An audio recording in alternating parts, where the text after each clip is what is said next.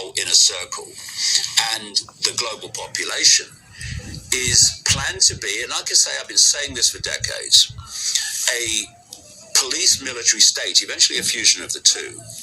And that police military state, which started to show itself during the COVID lockdowns and massively shows itself in China, which I'd like to come to at some point. And the police military state is there to impose the will of the few on the population and to stop the population rebelling against the few. So then you ask the question, okay, how do you create that? Well, first of all, if you're going to create dependency for the population upon the few, first of all, the few have got to control the basics of human survival. And in terms of the population, you have to destroy their ability to earn an independent income, either through starting an independent business or working for an independent business. Because while they're doing that, you can't control them. So what you've got to do is to destroy the ability to run independent businesses independent of the cult, and therefore destroy employment with those businesses. So now we can see, as I said at the time, what lockdown was really about. It was about, first of all, holding the global economy below the waterline, which we're now seeing the consequences of more and more. It's like flicking a domino and seeing all the others fall. That's where it's going. And you, therefore, create a situation where loads of small businesses disappear, loads of employment disappears. So that's the start of it. But you want to continue that because you want to destroy it. So what do? Well, hold on a minute. What does every business depend upon? What does everybody depend upon? What does everything produced, shipped and transported depend upon? What does food production and food distribution depend upon? Energy. Energy. So if you can increase the price of energy, you increase the price of everything, which is what we're seeing. Also, during the lockdown era, enormous amounts of out of fresh air created money was poured into the economy by people like Rishi Sunak in Britain, who was Chancellor, who's now saying all this pain coming to sort out the mess that I created. And as a result, that's filtered through, as you well know, in your area of finance, through as inflation, massive inflation. It was always going to. It was always meant to. Because you're seeking to destroy independent income, including pension income and its worth and value, because you want to create a situation where the population of the world is in such a state of desperation and destitution that you control them through dependency. And so you had the lockdown that started it off. And then this is the real reason, or one of the major reasons, why they have played this scientifically insane human-caused climate change hoax. Basically, the question that people need to keep asking when they look at any situation or any explanation coming out of authority is who benefits from this situation or from me believing what authority is telling me to believe. And you'll find invariably that who benefits is this cult and its agenda for global control. So, climate change. We're all going to die. We're not, actually. Not from climate change, we're not. But we have to believe we are. And what does that mean? Well, what we've got to do, because what happens is this, you see, we've got this carbon dioxide, which is the gas of life. Without carbon dioxide, we'd all be dead, because there'd be no natural world. The natural world sucks carbon dioxide out of the atmosphere, and it's the natural world's version of oxygen. And we have this wonderful symbiotic relationship with the natural world. We breathe in oxygen, we breathe out carbon dioxide, it takes in carbon dioxide. So what you do is you sell carbon dioxide, the gas of life, along with oxygen, as a pollutant. Now, carbon dioxide is an invisible gas, but what you do is you keep showing pictures across the global media of pollution and smoke pouring out of chimneys, and you say carbon dioxide. So again, it's all perceptual.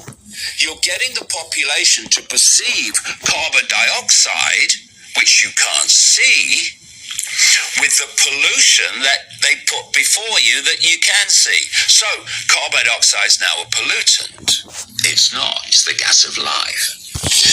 But then you say, well, where is this carbon coming from? It's coming from fossil fuels.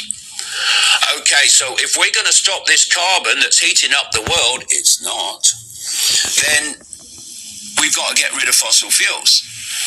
So what you do then is you start, like Biden has done since he came to power, you shut down pipelines, you stop exploration for new fossil fuel sources on federal land, you manipulate the financial system to make it unfinancially possible to go on with fossil fuels, you change the law to target fossil fuels in every way you can, and you say what we're going to do is we're going to have renewables like solar power and wind power, which the solar power, the wind power alone is incredibly environmentally destructive. And by the way, where do the vast majority of wind turbines come from? China. So now you're starting to give control of the wind relationship with energy to China. And where do most of the solar panels come from? Oh, China. So and this will become relevant as we go along, you're moving the benefits to China, but you are targeting fossil fuels. And what that means is the price of energy goes up, because that's what happens when you go to so-called renewables. And by the way, we know, but we're not telling them, is renewables are never in a trillion years going to replace the quantity of energy and the quality that fossil fuels did. So what else can we do? So we've started it. The price of energy is going up. That's good. I know we'll trigger a proxy war between Russia and China, actually, and the West. That's what we'll do. And what we'll then do is, because of the Russians, what we're going to do is we're going to have sanctions against Russia. We're going to have sanctions against Russian natural gas. We're going to have sanctions against Russian oil, which the EU is about now to introduce. And that'll show them, right? But Russia has massive markets for its energy in China and in India. So who is the biggest loser of the sanctions against Russia? The West. Because the idea of this cult is to dismantle the Western economy and indeed dismantle Western society as we know it. So now you have this proxy war going on through Ukraine, we care so much about the Ukrainian people and what's going on that we never even talk about peace talks to stop it. We just send more and more weapons to put fuel on the fire because we want to keep it going because it suits our agenda. And what happens is not only the cost of energy goes up, but massively part of that is the supply of energy goes down. So now you've got a point where so many people in the Northern Hemisphere this winter, vast numbers of people, are going to be making a choice between eating and keeping warm. They're already making it. It's extraordinary. It's disgusting. Now, what is that doing? It's pulling people down into the lower levels of the Hunger Games society of total dependency.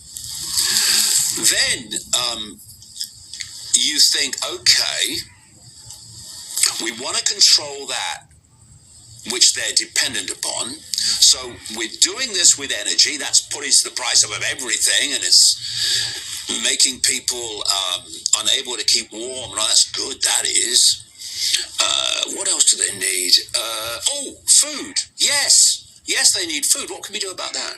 Oh, I know. What we'll do is during lockdown, this is exactly what happened, is we'll start to dismantle the global food chain. And what we'll do, because, are you there, Bill? Bill Gates? Yeah. We want you to buy up loads of farmland in America, okay, where the food production land. Yeah, so now Bill Gates, Mr. COVID jab, and by the way, Mr. Human-caused climate change, all these things are being told, we're being told to believe by a man you wouldn't trust to tell you the date in a calendar factory. And so now Bill Gates is the biggest owner of farmland in America. What else do we need to do? Who produces food? Oh, farmers do. So we got to target them. So what we'll do? Who's the biggest producer of food, exporter of food in the world? Well, America. Yeah, okay. Who's the second by value? Well, it's the Netherlands. Right. We've got our guy in the Netherlands, haven't we? Yeah, what's his name? Rutte. Yeah, that's him. Yeah, we've got a guy in Rutte. In Rutte. Yeah, it's Mark's first name. Yeah, Mark Rutte.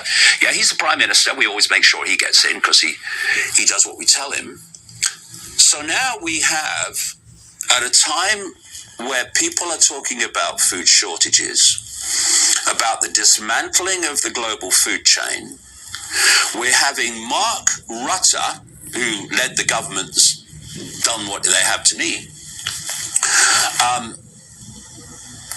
targeting thousands of Dutch farmers to take over their land. And they're doing it on the basis of the use of nitrogen. You know, they have a nitrogen minister in the Netherlands.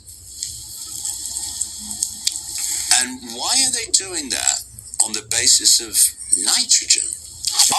Well, that adds to climate change. So the climate change hoax, like the COVID hoax, just keeps on giving. And then we come, which started to take us eastwards. The global coal, this global network of secret societies with an interlocking mission control, directing the whole thing. It doesn't have borders. Country borders, he wants to get rid of country borders. That's part of the global fascist dictatorship. They want to dismantle countries so that how they operate becomes how the world looks. But at the moment, how they operate is not how the world looks, because the world looks as if it's a series of different countries with borders. That's why they're taking borders down. That's why George Soros has an organization called the Open Society Foundations. Well, that's the Open Border Foundations, in other words. So there are no borders. So the Chinese government is a cult government.